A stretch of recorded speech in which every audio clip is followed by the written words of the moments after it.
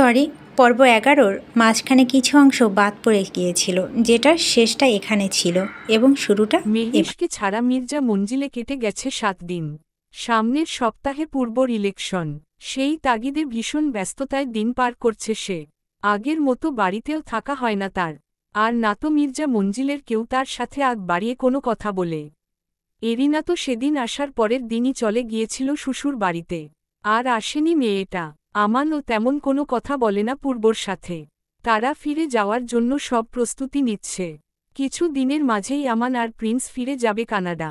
মেহরিশকে ছাড়া মির্জা মঞ্জিল ঠিক আগের মতোই শান্তশিষ্ট রূপ ধারণ করে আছে। বলতে গেলে আগের থেকে বোধহয় বেশিই হবে। ইরার ফ্যামিলি চলে গেছে কাল বিকেলে। আয়ানাও বাড়িতে থাকে না এখন, তার দাদার বাড়িতে আছে বর্তমানে মির্জা মঞ্জিল যেন কোনো আবাসস্থল নয়, বরং দীর্ঘদিন যাবৎ পড়ে থাকা জনমানবহীন কোনো পরিত্যক্ত বাড়ি মনে হচ্ছে। মেহরিশ এই কদিনে এ বাড়ির সবার মন জয় করে নিয়েছিল। এই ৭টা দিন মেহরিশের কাছে ৭ বছরের মতোই লেগেছে। গাছের তাজা ফুলটা পানি না দেওয়ার দরুন আসতে আসতে যেমন নেতিয়ে পড়ে মেহরিশকেও ঠিক এমনটাই লাগছে দেখতে। নিস্তেজ হয়ে পড়েছে মেয়েটা এই কয়দিনেই। তারা চিহ্ন। সেদিন বাড়ির সব দরকারি জিনিসপত্র ঠিকঠাক করে দিয়ে যাওয়ার পর কারেন্ট আর বেশি জ্বালাতন করেনি তাদের। মেহরিশও খুব ভালো করে বাড়ির আশপাশটা ঘুরে ঘুরে দেখেছে এতদিন।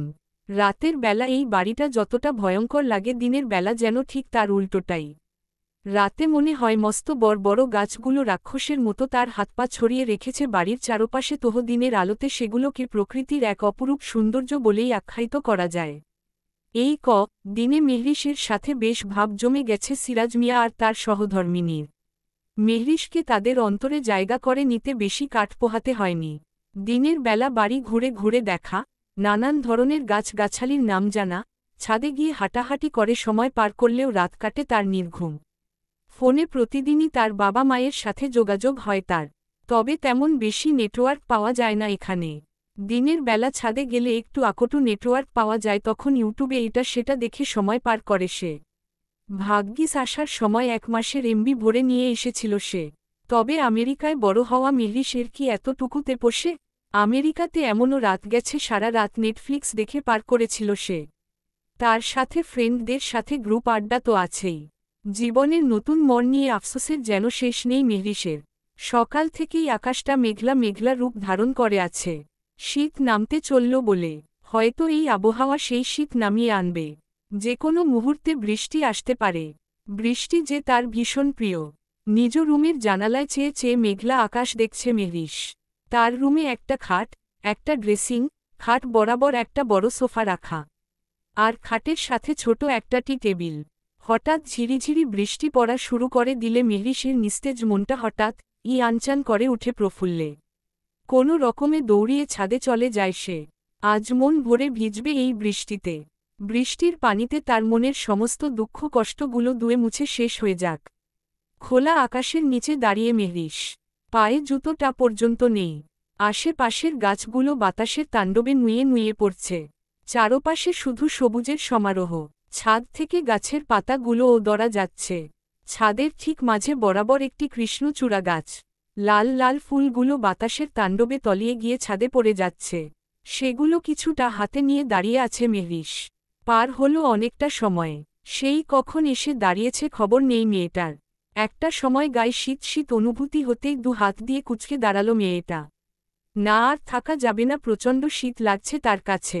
ভেবেই চলে এলো ছাদ থেকে। কোনোরকম ড্রেস চেঞ্জ করে বসল খাটের এক কোনায়। ফোনটা হাতে নিতে নিতেও নিল না সে, শরীরটা মেচোমেচো করছে। আবার শীত শীত লাগছে। কোনো রকমে কমফোর্টটি গায়ে জড়িয়ে শুয়ে পড়ল মেহরিশ। তলিয়ে গেল গভীর ঘুমে। সকাল ঘড়িয়ে বিকাল হতে চলল, অথচ মেহরিশের কোনো খবর পেল না সিরাজ মিয়া। মেয়েটা সেই যে সকালে এসে নাস্তা করে গেছে, দুপুর গড়িয়ে বিকেল শেষ হতে চলল, অথচ এখনও নিচে নামছে না কেন? ভেবেই পরক্ষণে উপরে গেল মেহরিশের রুমের উদ্দেশ্য। বাইরে থেকেই ডাকল কতক্ষণ, কিন্তু কোনো রেসপন্স না পেয়ে দরজা ধাক্কা দিতেই খুলে গেল সেটা। মামুনি খাইবেন না? বেলা তো মেলাই হইয়া গেছে। উদ্ধৃতি চিহ্ন। কিন্তু তবুও মেহরিশের থেকে কোনো উত্তর না পেয়ে দ্বিধাদ্বন্দ্ব পায় ভিতরে প্রবেশ করলেন তিনি। মেহরিশ শুয়ে আছে কমফোর্ট গায়ে জড়িয়ে।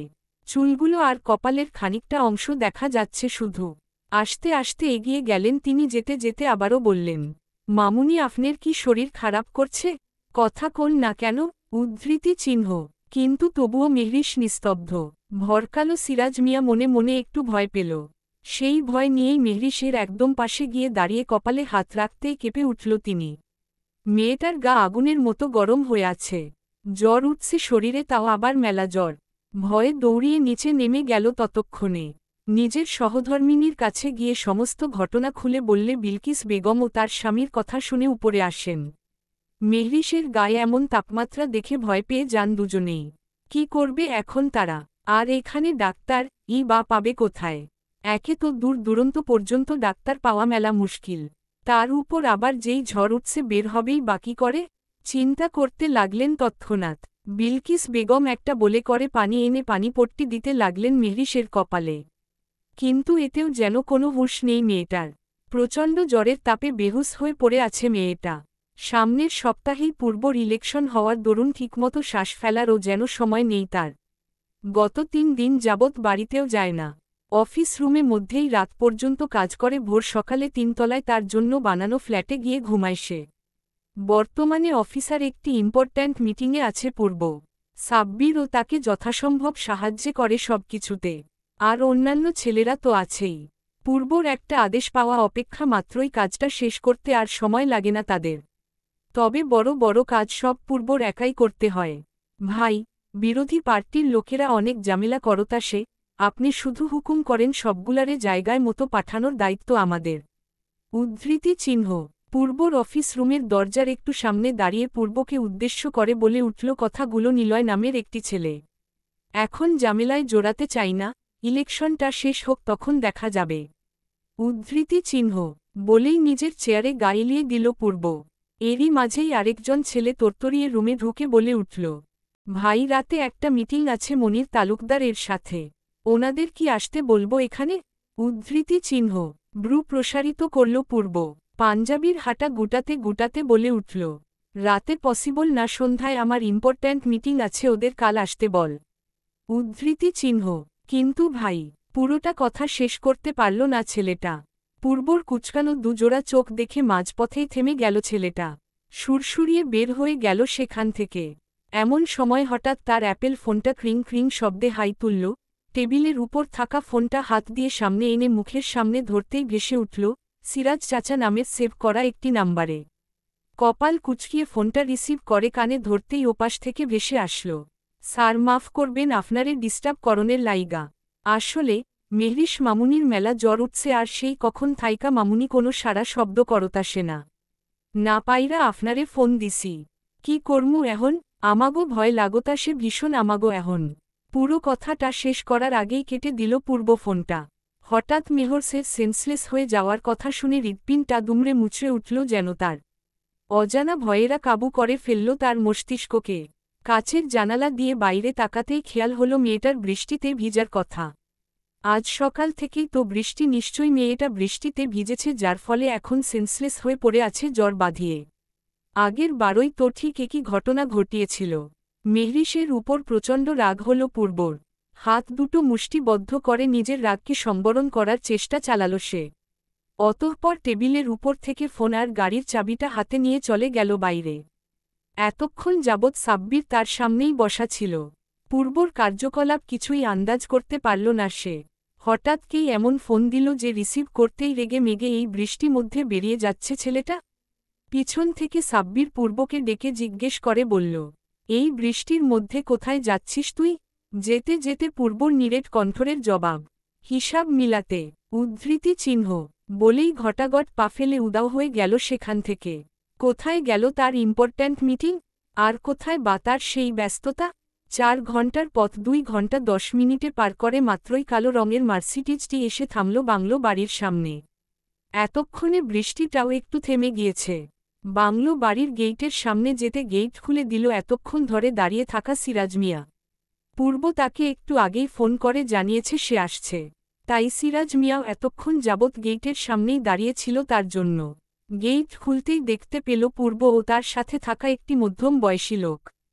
হাতে তার একটা কালো রঙের ব্যাগ, চোখে মোটা ফ্রেমের চশমা। দেখেই বোঝা যাচ্ছে কোনো ডাক্তার হবে হয়তো। রাত নেমে এসেছে সেই কখন। পূর্ব সিরাজ মিয়াকে বলল তাকে যেন মেহরিশের রুমে নিয়ে যায়।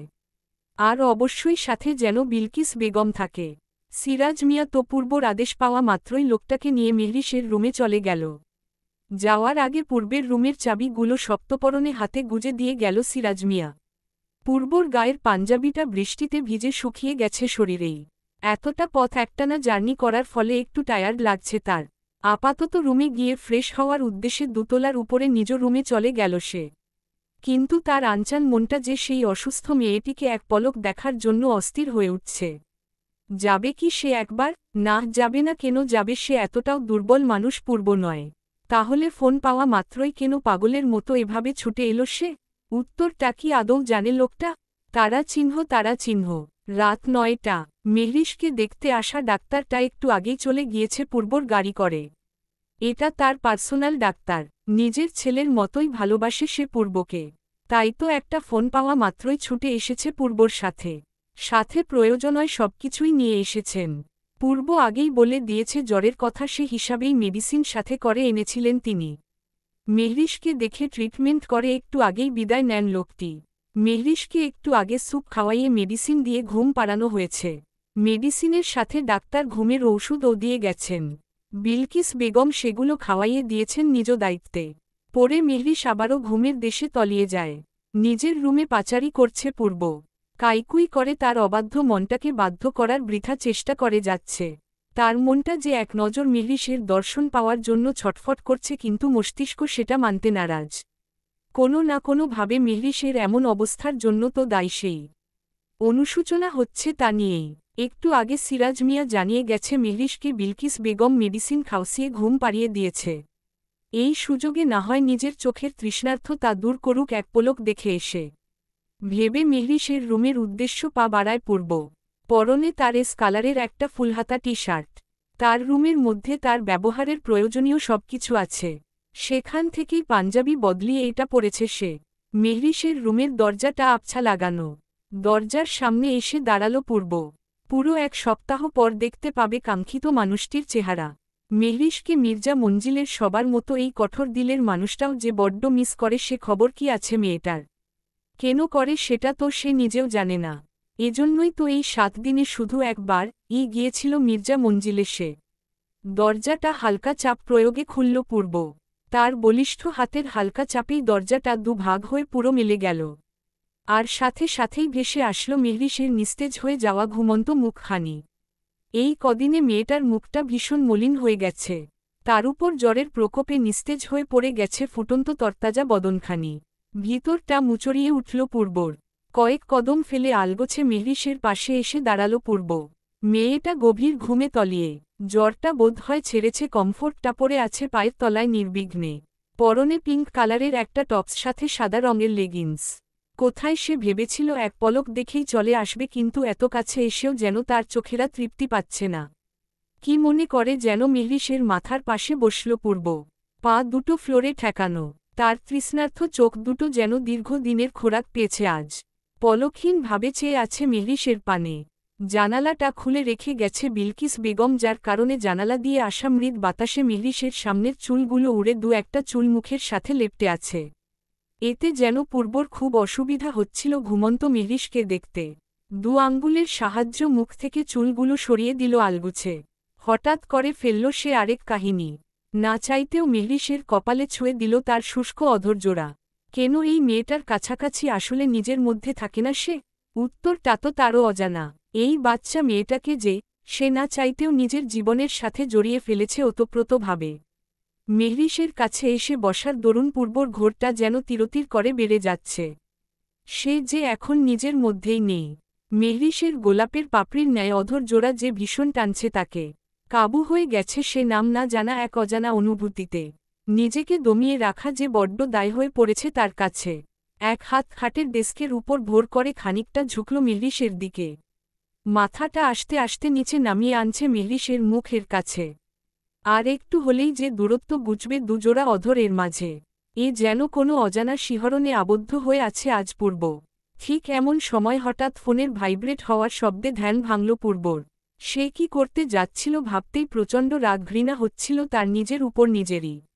বেডের এক কোণায় পড়ে থাকা মেহরিশের ভাইব্রেট হয়ে বাজতে থাকা ফোনটার দিকে তাকালো এক পলক। ফোনের স্ক্রিনে থাকা নামটা দেখে হঠাৎ রাগটা যেন মাথাচাড়া দিয়ে উঠল তৎক্ষণাৎ। বড় বড় কদম ফেলে চলে গেল রুমের বাইরে। পর্ব 11-র কিছু অংশ বাদ পড়ে গিয়েছিল। তারপরে এখান থেকে, অর্থাৎ অনেকক্ষণ যাবৎ বোঝাতে থাকা এখান থেকে আবার গল্পের অংশ অ্যাড হয়েছে। আশা করি এমন অনাকাঙ্ক্ষিত আর কখনোই হবে না।